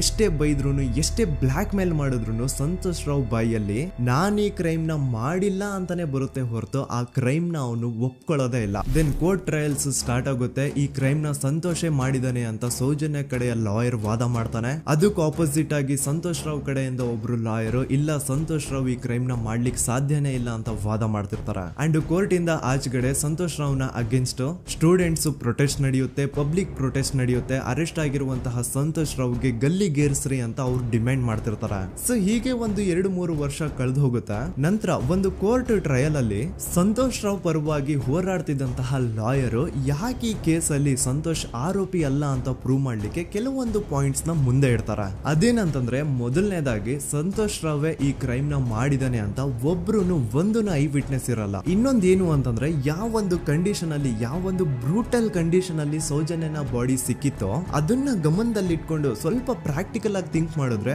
ಆ ಒಂದು ಭೀಕರ ಕ್ರೈಮ್ ನ ಒಬ್ನೇ ಮಾಡ್ಲಿಕ್ಕೆ ಸಾಧ್ಯನೇ ಇಲ್ಲ. ಇನ್ನೊಂದು ಪಾಯಿಂಟ್ ಏನು ಅಂತಂದ್ರೆ, ಸೌಜನ್ಯನ ಇಂದ ಪೊಲೀಸ್ ಅವ್ರಿಗೆ ಯಾವುದೇ ಸ್ಪರ್ಮ್ ಸ್ಯಾಂಪಲ್ ಸಿಗ್ಬಾರ್ದು ಅಂತ 6 ಇಂಚು ಅಷ್ಟು ಮಣ್ಣು ಹಾಕಿರ್ತಾರ. ಸೊ ಈಗ ನೀವೇ ಹೇಳಿ, ಮೆಂಟಲಿ ಇಲ್ಲಿರುವಂತಹ ಪರ್ಸನ್ಗೆ ಇಷ್ಟೊಂದು ಬುದ್ಧಿವಂತಿಕೆ ಇರುತ್ತಾ ಅನ್ಕೊಳ್ಳಿ. ಅಷ್ಟೊಂದು ಬುದ್ಧಿವಂತಿಕೆ ಅವ್ನಿಗಿದ್ರು ಆ ಕ್ರೈಮ್ ಮಾಡಾದ್ಮೇಲೆ ಅವನ ಆ ಊರಿಂದ ಓಡ್ ಹೋಗ್ಬೋದಾಗಿತ್ತು. ಆದ್ರೆ ಮತ್ತ್ಯಾಕೆ ಅವನು ಅದೇ ಊರಲ್ಲೇ ಇರ್ತಾನೆ. ಅಂಡ್ ಸೌಜನ್ಯ ಕೊನೆಯದಾಗಿ ಪ್ರಕೃತಿ ಹಾಸ್ಪಿಟಲ್ ಮುಂದ್ಗಡೆಯಿಂದ ನಡ್ಕೊಂಡು ಹೋಗ್ತಾ ಇರ್ಬೇಕಾದ್ರೆ ಆ ಪ್ರಕೃತಿ ಹಾಸ್ಪಿಟಲ್ ನ ಸೆಕ್ಯೂರಿಟಿ ಗಾರ್ಡ್ ನೋಡ್ತಾನೆ. ಅಂಡ್ ಪ್ರಕೃತಿ ಹಾಸ್ಪಿಟಲ್ ನ ಆಚೆಗಡೆ CCTV ಕ್ಯಾಮರಾನು ಇರುತ್ತೆ. ಸಡನ್ಲಿ ಆ CCTV ಫುಟೇಜ್ ಕೂಡ ಕಾಣೆ ಆಗ್ಬಿಡುತ್ತಾ. ಇನ್ನೊಂದೇನು ಅಂತಂದ್ರೆ, ಸೌಜನ್ಯನ ಮರ್ಡರ್ ಆಗಿದ್ದು ನೆಕ್ಸ್ಟ್ ದಿನಾನೇ ಪೊಲೀಸ್ ಅವರು ಆರೋಪಿನ ಹಿಡಿದ್ರು. ಸೊ ಹಾಗಿದ್ದಾಗ ಆ ಕಲೆಕ್ಟ್ ಮಾಡಿರುವಂತಹ ಸ್ಪರ್ಮ್ ಸ್ಯಾಂಪಲ್ಸ್ ನ ಲ್ಯಾಬ್ ಗೆ ಕಳಿಸಿ ಇವನೇ ಆರೋಪಿ ಅಂತ ಕನ್ಫರ್ಮ್ ಮಾಡೋ ಬದಲಾಗಿ ಯಾಕೆ ಪೊಲೀಸ್ ಅವರು ಆ ಸ್ಪರ್ಮ್ ಸ್ಯಾಂಪಲ್ಸ್ ನ ತಮ್ಮ ಹತ್ರನೇ ಇಟ್ಕೊಂಡು 12 ದಿನವರೆಗೂ ಅದಕ್ಕೆ ಫಂಗಸ್ ಹಿಡಿಯೋವರೆಗೂ ಕಾದು ಆಮೇಲೆ ಅದನ್ನ ಲ್ಯಾಬ್ ಕಳಿಸಿದ್ರು. ಅಂಡ್ ಮೇನ್ ಇಂಪಾರ್ಟೆಂಟ್ ಆಗಿ ಸಂತೋಷ್ ರಾವ್ಗೆ ಒಂದು ಗುಪ್ತ ರೋಗ ಇರುತ್ತೆ, ಅದೇ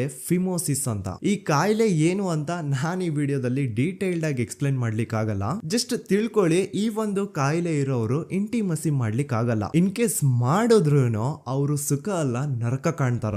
ಸೊ ಇಷ್ಟೆಲ್ಲ ವ್ಯಾಲಿಡ್ ಪಾಯಿಂಟ್ಸ್, ಇಷ್ಟೆಲ್ಲ ಫ್ಯಾಕ್ಟ್ಸ್ ಕಣ್ ಮುಂದೆ ಇರ್ಬೇಕಾದ್ರೆ ಸ್ಟಿಲ್ ಪೊಲೀಸ್ ಅವರು ಯಾಕೆ ಈ ಕ್ರೈಮ್ ನ ಸಂತೋಷ್ ರಾವೇ ಮಾಡಿದಾನೆ ಅಂತ ಇವನ್ ಹಿಂದೆ ಬಿದ್ದಿದ್ದಾರೆ.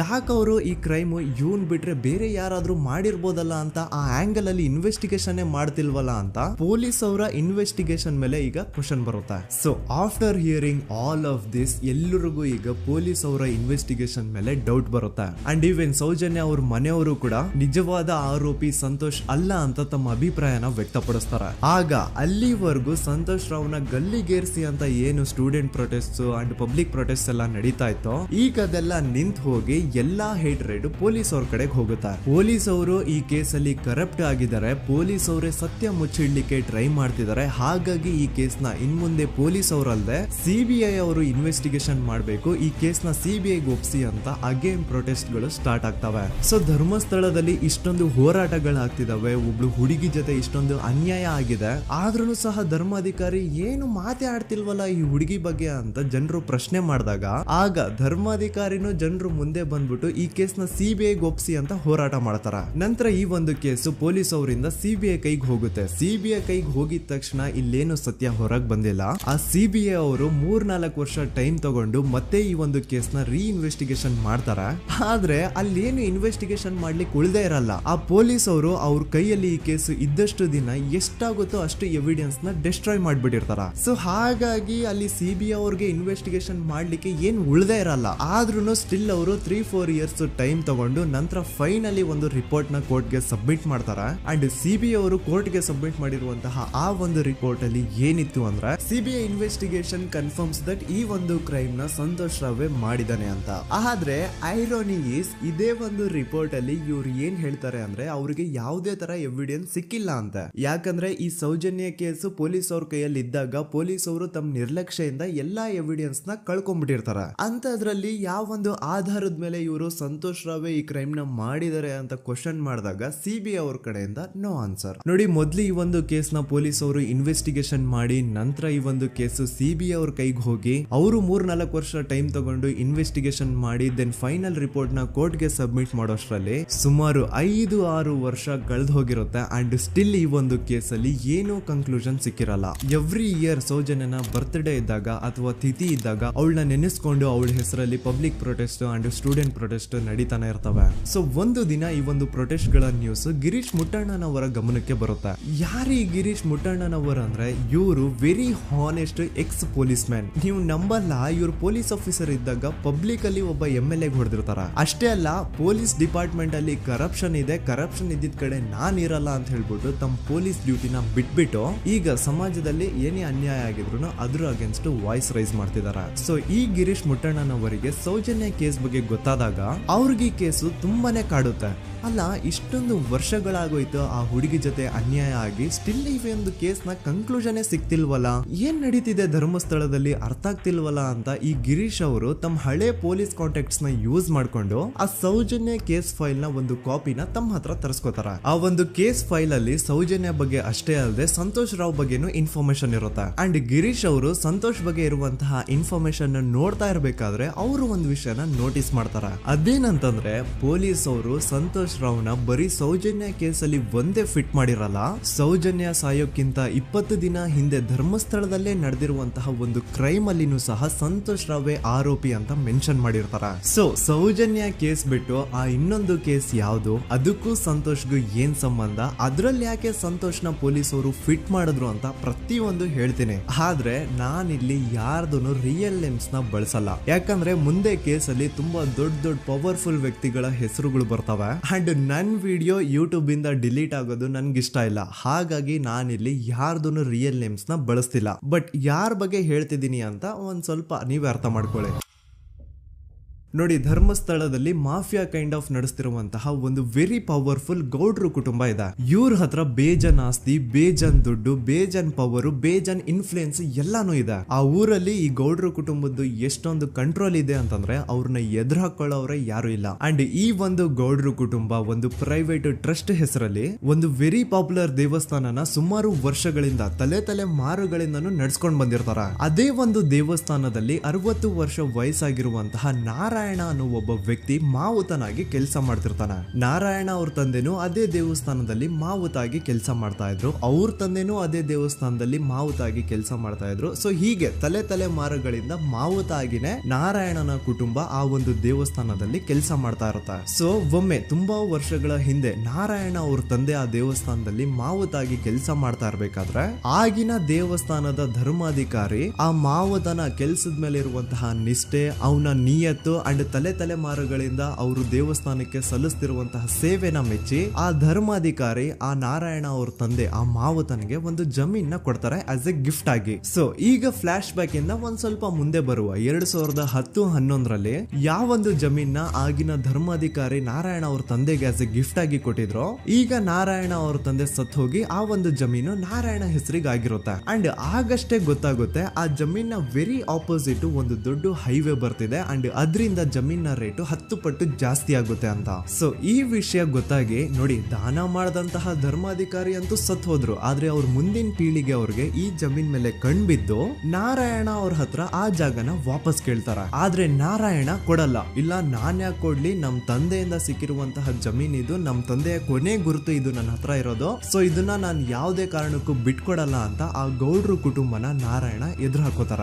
ಆಗ ಗೌಡ್ರು ಕುಟುಂಬದವ್ರಿಗೆ ಕೋಪ ಬಂದು ಅವ್ರೇನ್ ಮಾಡ್ತಾರೆ ಅಂದ್ರೆ ನಾರಾಯಣ ಮನೆಗೆ ನೀರಿನ ಸಪ್ಲೈ ಇರುತ್ತಲ್ವಾ ಅದನ್ನ ಬಂದ್ ಮಾಡ್ತಾರ, ಎಲೆಕ್ಟ್ರಿಸಿಟಿ ಸಪ್ಲೈನು ಕಟ್ ಆಫ್ ಮಾಡ್ತಾರ, ಊರಲ್ಲಿರುವಂತಹ ಎಲ್ಲಾ ಚರಂಡಿಗಳನ್ನ ಕ್ಲೀನ್ ಮಾಡಿ ಆ ಕಸ ಏನಿರುತ್ತೋ ಅದನ್ನ ತಂದು ನಾರಾಯಣ ಮನೆ ಮುಂದೆ ಹಾಕ್ತಾರ. ಇಷ್ಟೇ ಅಲ್ಲ, ನಾರಾಯಣ ಅವ್ರ ಹೆಂಡತಿ ಮಕ್ಕಳು ಎಲ್ಲಾದ್ರೂ ಆಚೆ ಹೋಗ್ತಾ ಬರ್ತಾ ಇದ್ರೆ ಅವ್ರನ್ನ ಕೆಟ್ಟದಾಗ ಬೈಯೋದು, ಹೊಡ್ಕೊಳ್ಳೋದು, ಬಡ್ಕೊಳ್ಳೋದೆಲ್ಲ ಮಾಡ್ತಿರ್ತಾರ. ಇಷ್ಟೆಲ್ಲ ಆಗ್ತಾ ಇದ್ರು ಸ್ಟಿಲ್ ನಾರಾಯಣ ಮಾತ್ರ ಆ ಜಾಗನ ಬಿಟ್ಕೊಡಲ್ಲ. ಆ ಜಾಗದಗೋಸ್ಕರ ನೀನ್ ಬೇಕಿದ್ರೆ ಇದನ್ನೆಲ್ಲ ಸಹಿಸ್ಕೊಂಡಿರಪ್ಪ, ನಮ್ ಕೈಲಂತೂ ಆಗಲ್ಲ ಅಂತ ನಾರಾಯಣನ ಹೆಂಡತಿ ಮಕ್ಕಳು ಅವನ್ನ ಬಿಟ್ಟು ಬೇರೆ ಊರಿಗೆ ಹೋಗ್ಬಿಡ್ತಾರ. ಈಗ ಮನೆಯಲ್ಲಿ ನಾರಾಯಣ ಅಂಡ್ 45 ವರ್ಷ ವಯಸ್ಸಿರುವಂತಹ ನಾರಾಯಣ ಅವ್ರ ತಂಗಿ ಯಮುನಾ ಅವ್ರು ಮಾತ್ರ ಇಬ್ರೇ ಇರ್ತಾ ಇದ್ರು. ಸೊ ಒಂದೊಳ್ಳೆ ಅವಕಾಶ ನೋಡ್ಕೊಂಡು 21 ಸೆಪ್ಟೆಂಬರ್ 2012 ಮನೆಯಲ್ಲಿ ನಾರಾಯಣ ಹಾಗೂ ಯಮುನಾ ಇರ್ಬೇಕಾದ್ರೆ ಯಾರೋ ಮನೆ ಒಳಗಡೆ ನುಗ್ಗಿ ನಾರಾಯಣನ್ಗೆ ಹೊಡೆದು ಯಮುನಾಗೂ ಸಹ ಹೊಡೆದು ನಂತರ ಅವಳು ಮಾಡಿ ದೆನ್ ನಾರಾಯಣ ಹಾಗೂ ಯಮುನನ ತಲೆನ ಒಂದು ರುಬ್ಬಗುಂಡಿಂದ ಚಚ್ಚಿ ಸಾಯಿಸ್ಬಿಡ್ತಾರ. ಈ ಕೊಲೆ ಆಗಿದ್ದು ಕಳ್ಳತನಗೋಸ್ಕರ ಅಂತ ಪೊಲೀಸ್ ಅವರು ತಮ್ಮ ರಿಪೋರ್ಟ್ ಅಲ್ಲಿ ಬರೀತಾರ. ಆದ್ರೆ ಪಾಯಿಂಟ್ ಏನ್ ಗೊತ್ತಾ, ಆ ಮನೇಲಿ ಒಂದ್ ಸ್ವಲ್ಪನೂ ಹಣ ಆಗ್ಲಿ ಅಥವಾ ಬಂಗಾರ ಆಗ್ಲಿ ಕಳ್ಳತನ ಆಗಿರಲ್ಲ. ಕಳ್ಳತನ ಆಗಿರೋದು ಕೇವಲ ಆ ಮೇನ್ ರೋಡ್ ಅಲ್ಲಿ ಇದ್ದಂತಹ ಪ್ರಾಪರ್ಟಿ ಪೇಪರ್ಸ್. ಎಂತ ಕೋಇನ್ಸಿಡೆನ್ಸ್ ನೋಡಿ, ಯಾವ ಒಂದು ಜಮೀನಿನ ಪತ್ರ ನಾರಾಯಣ ಮನೆಯಿಂದ ಕಳ್ಳತನ ಆಗಿದ್ವೋ ಅದೇ ಒಂದು ಜಮೀನಲ್ಲಿ 10 ವರ್ಷ ಆದ ನಂತರ ಒಂದು ದೊಡ್ಡ ಹೋಟೆಲ್ ಸ್ಥಾಪನೆ ಆಗುತ್ತೆ ಅಂಡ್ ಆ ಹೋಟೆಲ್ ನ ಇನಾಗ್ರೇಷನ್ ಗೆ ಚಿಕ್ಕ ಗೌಡ್ರು ಬರ್ತಾರ. ಸೊ ಈಗೇನು ನಾರಾಯಣ ಹಾಗೂ ಯಮುನನ ಕೊಲೆ ಆಗಿದ್ಯೋ ಇದಾಗಿದ್ದು 20 ದಿನ ಆದ್ಮೇಲೆ ಸೌಜನ್ಯ ಜೊತೆ ಅಂತ ನಿರ್ದಯ ಘಟನೆ ಆಗಿದ್ದು. ಸೊ ಪೊಲೀಸ್ ಅವರು ಸೌಜನ್ಯ ಕೇಸಲ್ಲಿ ಸಂತೋಷ್ ರಾವ್ನ ಫಿಟ್ ಮಾಡೋದಲ್ದೆ ಈ ಒಂದು ನಾರಾಯಣ ಹಾಗೂ ಯಮುನಾ ಕೇಸಲ್ಲೂ ಸಹ ಸಂತೋಷ್ ರಾವ್ನೆ ಫಿಟ್ ಮಾಡಿರ್ತಾರ. ಇಲ್ಲಿ ಡೇಟ್ಸ್ ನ ಸ್ವಲ್ಪ ನೆನ್ಪಿಟ್ಕೊಳ್ಳಿ. ನಾರಾಯಣ ಹಾಗೂ ಯಮುನನ ಕೊಲೆ ಆಗಿದ್ದು 21 ಸೆಪ್ಟೆಂಬರ್ 2012 ಅಂಡ್ ಸಂತೋಷ್ ರಾವ್ ಧರ್ಮಸ್ಥಳ ಬಂದಿದ್ದು 9 ಅಕ್ಟೋಬರ್ 2012, 20 ದಿನ ಆದ್ಮೇಲೆ. ಸೊ ನಾರಾಯಣ ಹಾಗೂ ಯಮುನನ ಕೊಲೆ ಆದಾಗ ಊರಲ್ಲೇ ಇಲ್ದೆ ಎಲ್ಲೋ ಶೃಂಗೇರಿಯಲ್ಲಿ ಯಾವುದೋ ಒಂದು ಹೋಟೆಲ್ ಅಲ್ಲಿ ಕೆಲಸ ಮಾಡ್ತಿದ್ದಂತಹ ಸಂತೋಷ್ ರಾವ್ ಹೇಗೆ ಈ ಒಂದು ಕೇಸಲ್ಲಿ ಆರೋಪಿ ಆಗ್ತಾನೆ? ಸೊ ಇದೇ ಒಂದು ಪಾಯಿಂಟ್ ನ ನೋಟಿಸ್ ಮಾಡಿ ಗಿರೀಶ್ ಮುಟ್ಟಣ್ಣನವರು ಧರ್ಮಸ್ಥಳಕ್ಕೆ ಬಂದು ಸಂತೋಷ್ ನ ಲಾಯರ್ ಜೊತೆ ಡಿಸ್ಕಸ್ ಮಾಡ್ತಾರ. ದೆನ್ ಫೈನಲಿ ಏನೋ ತಪ್ಪು ಮಾಡದೆ ಸುಳ್ಳು ಆರೋಪಗಳಿಂದ ಕರಪ್ಟ್ ಪೊಲೀಸ್ ಆಫೀಸರ್ಸ್ ನ ಮಿಸ್ಲೀಡಿಂಗ್ ಇನ್ವೆಸ್ಟಿಗೇಷನ್ ಇಂದ ಸಂತೋಷ್ ರಾವ್ ತನ್ನ ಜೀವನದ 8-10 ವರ್ಷನ ಜೈಲಲ್ಲಿ ಕಳೆದು ಫೈನಲಿ ರಿಲೀಸ್ ಆಗ್ತಾನೆ.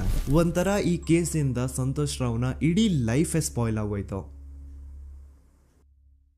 ಈಗ ಸಂತೋಷ್ ರಾವ್ ರಿಯಲ್ ಆರೋಪಿ ಅಲ್ಲ ಅಂತ ಕೋರ್ಟ್ ಅಲ್ಲಿ ಪ್ರೂವ್ ಆಯ್ತು. ಹಾಗಿದ್ರೆ ರಿಯಲ್ ಆರೋಪಿ ಯಾರು? ಪೊಲೀಸ್ ಅವರು ಯಾಕೆ ಕೇಸಲ್ಲಿ ಇಷ್ಟೊಂದು ಅನ್ಫೇರ್ ಇನ್ವೆಸ್ಟಿಗೇಷನ್ ಮಾಡಿದ್ರು? ಯಾರ ರಿಯಲ್ ಹೆಸರನ್ನ ಮುಚ್ಚಿಡ್ಲಿಕ್ಕೆ ಪೊಲೀಸ್ ಆಫೀಸರ್ಸ್ ಈ ಒಂದು ಕೇಸಲ್ಲಿ ಸಂತೋಷ್ ರಾವ್ನ ಸಿಗ್ಹಾಕ್ಸಿದ್ರು? ಇದೆಲ್ಲ ಥಿಂಕ್ ಮಾಡ್ತಾ ಹೋದ್ರೆ ನೋಡಿ ಆ ಊರಲ್ಲಿ ಆ ಪೊಲೀಸ್ ಆಫೀಸರ್ಸ್ಗೆ ಲಂಚ ಕೊಡೋಷ್ಟು, ಒಂದು ಪೊಲೀಸ್ ಇನ್ವೆಸ್ಟಿಗೇಷನ್ ನ ಸ್ಟಾಪ್ ಮಾಡೋಷ್ಟು ಅಥವಾ ಇನ್ವೆಸ್ಟಿಗೇಷನ್ ನ ಮಿಸ್ಲೀಡ್ ಮಾಡೋಷ್ಟು ಇನ್ಫ್ಲುಯೆನ್ಸ್ ಆಗ್ಲಿ, ಪವರ್ ಆಗ್ಲಿ ಅಥವಾ ಮನಿ ಆಗ್ಲಿ ಊರಿನ ಗೌಡ್ರು ಹತ್ರ ಮಾತ್ರ ಇದ್ದಿದ್ದು. ಸೊ ಈಗ ಸಂಶಯದ ಮುಳ್ಳು ಗೌಡ್ರು ಕಡೆ ತಿರುಗುತ್ತಾ. ನೋಡಿ ಪೊಲೀಸ್ ಅವರು ಸುಮ್ನೆ ಸಂತೋಷ್ ರಾವ್ನ ನಾರಾಯಣ ಹಾಗೂ ಯಮುನಾ ಕೇಸಲ್ಲಿ ಫಿಟ್ ಮಾಡಿದ್ರು. ಈಗ ಆ ಒಂದು ಕೊಲೆ ಪ್ರಕರಣಕ್ಕೂ ಸಂತೋಷ್ ರಾವ್ಗೂ ಏನು ಸಂಬಂಧನ ಇರ್ಲಿಲ್ಲ. ಹಂಗೆ ಥಿಂಕ್ ಮಾಡಿ ನಾರಾಯಣ ಸತ್ರೆ ಅಥವಾ ಅವನ ತಂಗಿ ಯಮುನಾ ಸತ್ರೆ ಯಾರಿಗ ಅಡ್ವಾಂಟೇಜ್ ಆಗುತ್ತೆ? ಊರಿನ ಗೌಡ್ರಿಗೆ, ಯಾಕಂದ್ರೆ ಅವ್ರಿಗೆ ಜಮೀನ್ ಸಿಗುತ್ತಾ. ಸೊ ಈಗ ನಾರಾಯಣ ಹಾಗೂ ಯಮುನಾ ಕೇಸಲ್ಲಿ ಸಂತೋಷ್ ರಾವ್ ಆರೋಪಿ ಅಲ್ಲ ಅಂತ ಪ್ರೂವ್ ಆದ್ಮೇಲೆ ಹಾಗಿದ್ರೆ ಆ ಕೊಲೆ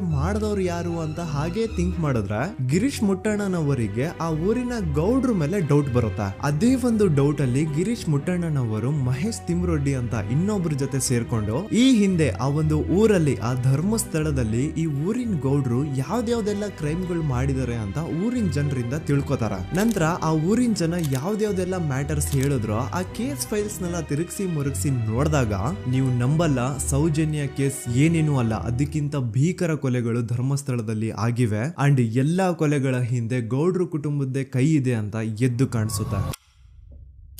1977 ವೇದಾವಲ್ಲಿ ಕೇಸ್. ಧರ್ಮಸ್ಥಳ ಹತ್ತಿರ SDM ಪ್ರೈಮರಿ ಅಂಡ್ ಹೈಸ್ಕೂಲ್ ಅಂತ ಒಂದು ಸ್ಕೂಲ್ ಇರುತ್ತೆ ಅಂಡ್ ಈ ಒಂದು ಪ್ರೈವೇಟ್ ಸ್ಕೂಲ್ ಬೇರೆ ಯಾರ್ದು ಅಲ್ಲ, ಆ ಗೌಡ್ರ ಕುಟುಂಬದ. ಈ ಸ್ಕೂಲ್ ಅಲ್ಲಿ 1977 ಅಲ್ಲಿ ವೇದಾವಲ್ಲಿ ಅಂತ ಒಬ್ರು ಟೀಚರ್ ವರ್ಕ್ ಮಾಡ್ತಿರ್ತಾರ. ವೇದಾವಲ್ಲಿ ಆ ಟೀಚರ್ ಜಾಬ್ಗೆ ತುಂಬಾನೇ ಓವರ್ ಕ್ವಾಲಿಫೈಡ್. ಅವರ ಕ್ವಾಲಿಫಿಕೇಶನ್ಸ್ ನ ಗಮನದಲ್ಲಿ ಇಟ್ಕೊಂಡ್ರೆ ಅವ್ರಿಗೆ HM ಅಥವಾ ಪ್ರಿನ್ಸಿಪಲ್ ನ ಪೋಸ್ಟ್ ಸಿಗ್ಬೇಕು. ಆದ್ರೂ ಸಹ ವೇದಾವಲ್ಲಿ ಆಸ್ ಎ ಟೀಚರ್ ಆಗಿನೇ ಕೆಲಸ ಮಾಡ್ಕೊಂಡು ಹೋಗ್ತಿರ್ತಾರ. ಒಮ್ಮೆ ಏನಾಗುತ್ತೆ, ಸ್ಕೂಲ್ ಅಲ್ಲಿ ಪ್ರಿನ್ಸಿಪಲ್ ನ ಪೋಸ್ಟ್ ಖಾಲಿ ಆಗುತ್ತೆ ಅಂಡ್ ಆ ಒಂದು ಪೋಸ್ಟ್ ಗೆ ಎಲ್ರು ಏನ್ ಅನ್ಕೊಳ್ತಾರೆ, ವೇದಾವಲ್ಲಿನೇ ಸೆಲೆಕ್ಟ್ ಮಾಡೋದು ಅಂತ. ಆದ್ರೆ ವೇದಾವಲ್ಲಿಯ ಕ್ಯಾಸ್ಟ್ ಬೇರೆ ಇದೆ ಅನ್ನೋ ಒಂದೇ ಒಂದು ಕಾರಣಕ್ಕೆ ಆ ಪ್ರಿನ್ಸಿಪಲ್ ನ ಪೋಸ್ಟ್ ವೇದಾವಲ್ಲಿಗೆ ಸಿಗದೆ ಬೇರೆ ಯಾರನ್ನೋ ತಂದು ಕೂರಿಸ್ಬಿಟ್ಟಿರ್ತಾರ. ಇದರಿಂದ ಟೀಚರ್ ವೇದಾವಲ್ಲಿಗೆ ತುಂಬಾ ಕೋಪ ಬಂದು ಅವ್ರ ಸ್ಕೂಲ್ ಮುಂದೆ ಪ್ರೊಟೆಸ್ಟ್ ಮಾಡೋದ್ ಸ್ಟಾರ್ಟ್ ಮಾಡ್ತಾರ ಅಂಡ್ ಈ ವಿಷಯ ಸ್ಕೂಲ್ ನ ಓನರ್ಸ್ ಗೆ ಇಷ್ಟ ಆಗಲ್ಲ. ಸೊ ಅವರು ಆ ಕೋಪನ ಹಾಗೆ ಮನ್ಸಲ್ಲಿ ಇಟ್ಕೊಂಡಿರ್ತಾರ. ಒಮ್ಮೆ ಏನಾಗುತ್ತೆ, ಸ್ಕೂಲ್ ರಜೆ ಇರುತ್ತೆ, ವೇದಾವಲ್ಲಿ ಮನೇಲಿ ಇರ್ತಾರ ಅಂಡ್ ಅವ್ರ ಹಸ್ಬೆಂಡ್ ಡಾಕ್ಟರ್ ಅರಳೆ ಅವ್ರಿಗೆ ಯಾವ್ದೋ ಬೇರೆ ಊರಲ್ಲಿ ಒಂದು ಕಾಲೇಜ್ ಅಲ್ಲಿ ಸೆಮಿನಾರ್ ಏನೋ ಇರುತ್ತೆ. ಸೊ ಅವರು ಅಲ್ಲಿಗೆ ಹೋಗಿರ್ತಾರೆ. ಈಗ ಮನೇಲಿ ಇರೋದು ವೇದಾವಲ್ಲಿ ಒಂದೇ. ಇದೇ ಒಂದು ಅವಕಾಶನ ನೋಡ್ಕೊಂಡು ಯಾರೋ ವೇದಾವಲ್ಲಿ ಅವ್ರ ಮನೆಗೆ ನುಗ್ಗಿ ವೇದಾವಲ್ಲಿಗೆ ಹೊಡೆದು ನಂತರ ಅವ್ರನ್ನ ಜೀವಂತವಾಗಿ ಸುಟ್ಬಿಡ್ತಾರ. ಸ್ವಲ್ಪ ಹೊತ್ತು ನಂತರ ರಾತ್ರಿ ಆಗ್ತಿದ್ದಂಗೆ ಡಾಕ್ಟರ್ ಅರಳೆ ಅವರು ಮನೆಗೆ ವಾಪಸ್ ಬರ್ತಾರೆ ಅಂಡ್ ಮನೆ ಒಳಗಡೆ ಬಂದ್ ನೋಡಿದ್ರೆ ವೇದಾವಲ್ಲಿ ಅವರು ಸತ್ ಹೋಗಿ ಅವರ ಬಾಡಿ ಸುಟ್ ಹೋಗಿ ನೆಲದ ಮೇಲೆ ಬಿದ್ದಿದೆ. ಹೆಂಡತಿನ ಕಳ್ಕೊಂಡಿರುವಂತಹ ದುಃಖನ ಸೈಡ್ಗೆ ಇಟ್ಟು ಡಾಕ್ಟರ್ ಅರಳೆ ಅವರು ಮೊದ್ಲು ಪೊಲೀಸ್ ಸ್ಟೇಷನ್ ಹೋಗ್ಬಿಟ್ಟು ನಮ್ ಮನೆಗೆ ನಾನು ಇಲ್ದೇ ಇರುವಂತಹ ಸಮಯನ ನೋಡ್ಕೊಂಡು ಯಾರೋ ಮನೆ ಒಳಗಡೆ ನುಗ್ಗಿ ನನ್ನ ಹೆಂಡತಿನ ಹೊಡೆದು ನಂತರ ಅವಳನ್ನ ತುಂಬಾ ಭೀಕರವಾಗಿ ಸಾಯಿಸಿದ್ದಾರೆ ಅಂತ ಪೊಲೀಸ್ ಅವ್ರಿಗೆ ರಿಪೋರ್ಟ್ ಕೊಡಕ್ ಹೋದ್ರೆ ಅಲ್ಲಿ ಪೊಲೀಸ್ ಅವರು ಉಲ್ಟಾ ಡಾಕ್ಟರ್ ಅರಳೆ ಮೇಲೆನೆ FIR ಬರ್ದು ನೀನೇ ನಿನ್ ಹೆಂಡತಿನ ಸಾಯಿಸಿದ್ಯಾ, ನಾಟಕ ಮಾಡಬೇಡ ಅಂತ ಅವ್ರನ್ನೇ ಅರೆಸ್ಟ್ ಮಾಡ್ಬಿಡ್ತಾರ. ನಂತರ 2-3 ವರ್ಷ ಜೈಲಲ್ಲೇ ಇದ್ದು ಡಾಕ್ಟರ್ ಅರಳೆ ಅವರು ತಮ್ಮ ಫ್ರೆಂಡ್ಸ್ ಅಂಡ್ ಫ್ಯಾಮಿಲಿ ಮೂಲಕ ಎವಿಡೆನ್ಸ್ ನೆಲ್ಲ ಕಲೆಕ್ಟ್ ಮಾಡಿಸಿ ತಾನ ಕೊಲೆನ ಮಾಡಿಲ್ಲ, ತಾನ್ ತನ್ನ ಹೆಂಡತಿನ ಸಾಯಿಸಿಲ್ಲ ಅಂತ ಕೋರ್ಟ್ ಅಲ್ಲಿ ಪ್ರೂವ್ ಮಾಡ್ಕೊಂಡು ಜೈಲಿಂದ ರಿಲೀಸ್ ಆಗ್ತಾರ. ಸೊ ಈಗ ಡಾಕ್ಟರ್ ಅರಳೆ ಅವರು ಈ ಒಂದು ಕ್ರೈಮ್ ನ ಮಾಡಿಲ್ಲ ಅಂತಂದ್ರೆ ವೇದಾವಲ್ಲಿನ ಅಷ್ಟು ಭೀಕರವಾಗಿ ಸಾಯಿಸಿದವ್ರು ಯಾರು, ಈ ವಿಷಯ ಇವತ್ತಿನವರೆಗೂ ಗೊತ್ತಾಗಿಲ್ಲ. 1986 ಅಲ್ಲಿ ನಡೆದಂತಹ ಪದ್ಮಲತಾ ಕೇಸ್. ಪದ್ಮಲತಾ ಅವ್ರ ತಂದೆ ಕಮ್ಯುನಿಸ್ಟ್ ಪಾರ್ಟಿನ ಲೀಡರ್ ಇರ್ತಾರೆ. ಅವ್ರ ರಿಯಲ್ ನೇಮ್ ಏನು ಅಂತ ನಮಗ್ ಗೊತ್ತಾಗಿಲ್ಲ, ಬಟ್ ಈ ವಿಡಿಯೋದಲ್ಲಿ ಅವ್ರ ಹೆಸರು ಲಕ್ಷ್ಮಣ್ ಅಂತ ಅನ್ಕೊಳ್ಳಿ. ಸೊ ಕಮ್ಯುನಿಸ್ಟ್ ಪಾರ್ಟಿನ ಲೀಡರ್ ಇರುವಂತಹ ಲಕ್ಷ್ಮಣ್ ಅವ್ರಿಗೆ ಊರಲ್ಲಿ ತುಂಬಾನೇ ಸಪೋರ್ಟ್ ಇರುತ್ತೆ, ಊರಿನ ಜನರ ಫೇವ್ರೇಟ್ ಇರ್ತಾರೆ ಇವರು. ಅಂಡ್ ಅದೇ ವರ್ಷ ಅಂದ್ರೆ 1986 ಅಲ್ಲಿ ಪಂಚಾಯತ್ ಎಲೆಕ್ಷನ್ ಬೇರೆ ಇರುತ್ತೆ ಅಂಡ್ ಎಲ್ರಿಗೂ ಗೊತ್ತಿತ್ತು ಲಕ್ಷ್ಮಣೆ ಗೆಲ್ಲೋದು ಅಂತ. ಆ ಪಂಚಾಯತ್ ಎಲೆಕ್ಷನ್ ಅಲ್ಲಿ ಲಕ್ಷ್ಮಣ್ನ ಆಪೋಸಿಟ್ ಗೌಡ್ರಿಗೆ ತುಂಬಾ ಬೇಕಾಗಿರೋರು ಒಬ್ರು ನಿಂತಿರ್ತಾರ ಅಂಡ್ ಅವ್ರಿಗೂ ಗೊತ್ತಿತ್ತು ಎಲೆಕ್ಷನ್ ಏನಾದ್ರು ಆದ್ರೆ ಲಕ್ಷ್ಮಣ ಎಲೆಕ್ಷನ್ ಅಲ್ಲಿ ಗೆಲ್ಲೋದು ಅಂತ. ಸೊ ಎಲ್ಲಿ ಸೋತೋಗ್ಬಿಡ್ತೀವೋ ಅನ್ನೋ ಭಯಕ್ಕೆ ಆ ಗೌಡ್ರು ಕಡೆ ಅವ್ರು ಏನ್ ಮಾಡ್ತಾರೆ, ಲಕ್ಷ್ಮಣ್ನ ಅಪ್ರೋಚ್ ಮಾಡಿ ಮುಚ್ಕೊಂಡು ಈ ಪಂಚಾಯತ್ ಎಲೆಕ್ಷನ್ ಅಲ್ಲಿ ನಿನ್ ನಾಮಿನೇಷನ್ ನ ಕ್ಯಾನ್ಸಲ್ ಮಾಡು ಅಂತ ವಾರ್ನಿಂಗ್ ಕೊಡ್ತಾರ. ಆದ್ರೆ ಲಕ್ಷ್ಮಣ್ ಅವರು ಅಂಜದೆ ನೀವ್ ಏನ್ ಮಾಡ್ತಿರೋ ಮಾಡ್ಕೊಳ್ರಿ, ಆದ್ರೆ ನಾನ್ ಮಾತ್ರ ನಾಮಿನೇಷನ್ ನ ಕ್ಯಾನ್ಸಲ್ ಮಾಡಲ್ಲ ಅಂತ ಆ ಗೌಡ್ರು ಕುಟುಂಬನ ಎದುರು ಹಾಕೋತಾರ. ದೆನ್ ಎಂತ ಕೋಇನ್ಸಿಡೆನ್ಸ್ ನೋಡಿ, ನೆಕ್ಸ್ಟ್ ಡೇನೆ ಲಕ್ಷ್ಮಣ್ ಅವ್ರ ಮಗಳು ಪದ್ಮಲತಾ ಕಿಡ್ನಾಪ್ ಆಗ್ತಾಳ.